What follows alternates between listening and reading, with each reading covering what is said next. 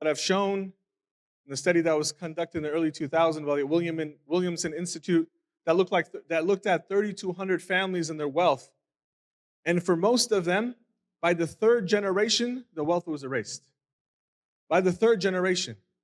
Think about that, about the memories of the things that happened, either because the children and the grandchildren didn't value what was passed down to them, or perhaps they weren't enabled to think about long-term giving and planning and generational impact that they could create.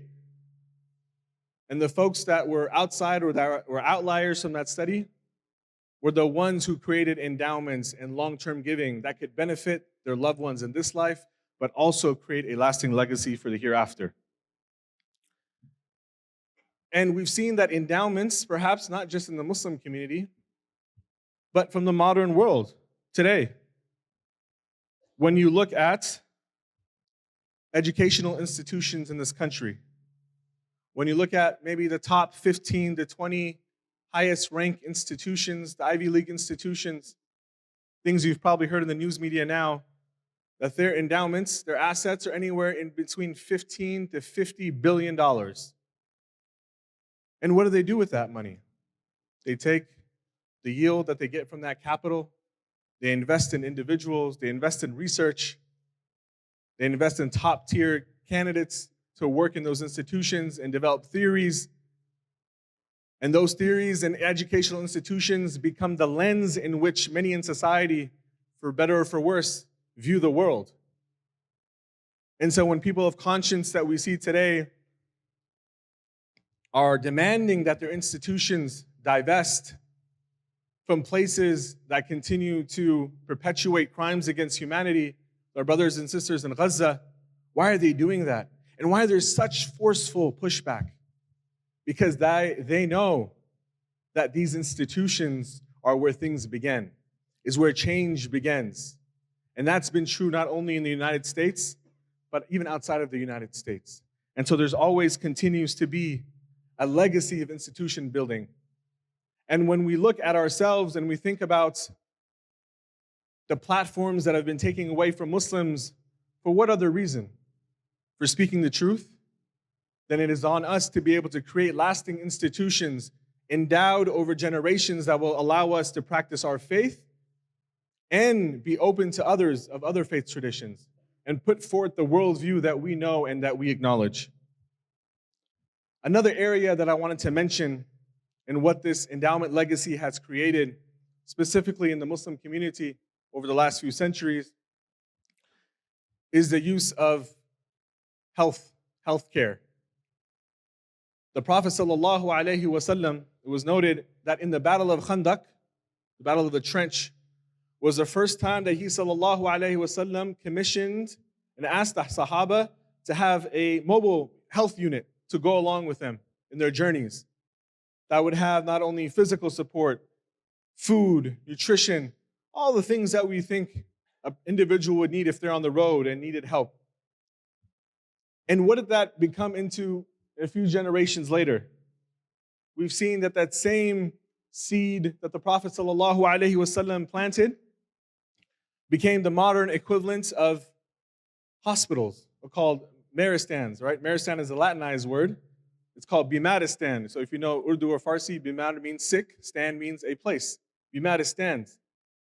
And they became the institutions where individuals came when they were sick, not only physically, but mentally, and could regain their health before they got back into the community. And these were campuses that encompassed many different things. The Muslim civilization, the Muslim scientists, the first Maristan or Bimaristan that was created was in the city of Damascus. It's the modern medical complex, industrial complex we know today. It had internal medicine, it had ophthalmology, trauma, psychiatry. Muslims were the first ones to integrate teaching as a component of medical education, where they had physicians growing and learning their craft alongside the doctors and the Maristans. They created soup kitchens where they would feed people, not only the people that were housed, but the people that were in the community that needed food. The first ones that made a distinction between inpatient care and outpatient care. when an individual needs to be hospitalized and when they can be released on their own recognizance. The integration of dietitians, of pharmacists, of spiritual leaders, and not just for the Muslims, but for anyone who walked through that door or who was traveling or who perhaps had a different faith tradition and even created spaces for them to pray. What does that remind you of the chapels that are in today's modern day hospitals? This is an Islamic concept, and we have lost what this great example from the time of the Prophet ﷺ has taught us until today. Even to things like governance, of how those institutions are governance, the concept of just a conflict of interest, about what it means to have safety measures, to inspect these places, to make sure that they are safe and are applicable to the community and can be looked at. And so, my dear brothers and sisters, as we think through these blessed days, let us think about what is the best way that we can have a serving, sustainable, ongoing impact for ourselves, for our generations, so that on the day of judgment, when Allah subhanahu wa ta'ala asks us, what did we do? And we see deeds that we don't even recognize. Perhaps it's the fruits that we bore in this life of 2 and 3 and 4 generations after ourselves that continue to give back in a positive way. We ask Allah subhanahu wa ta'ala to give us the best in this life. أقول قولي هذا واستغفر الله ولكم فاستغفروا إنه هو الغفور الرحيم.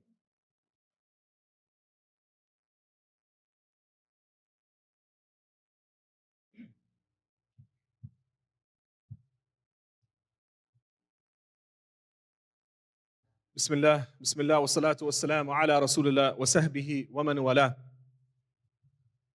As we conclude, the Prophet sallallahu alaihi wasallam in a hadith that I'm sure we all know and have heard a few times in the Sunan of Ibn Majah, he reports that when a person passes away, that all their good deeds end except for 3 things. What is the first one?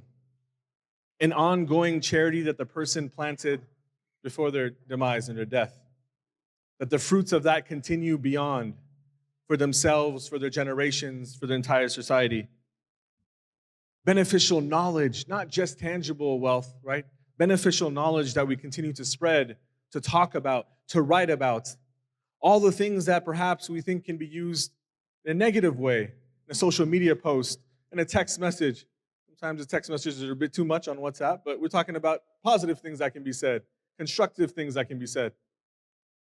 These things that will live beyond us, and inshallah will be on our scales of good deeds.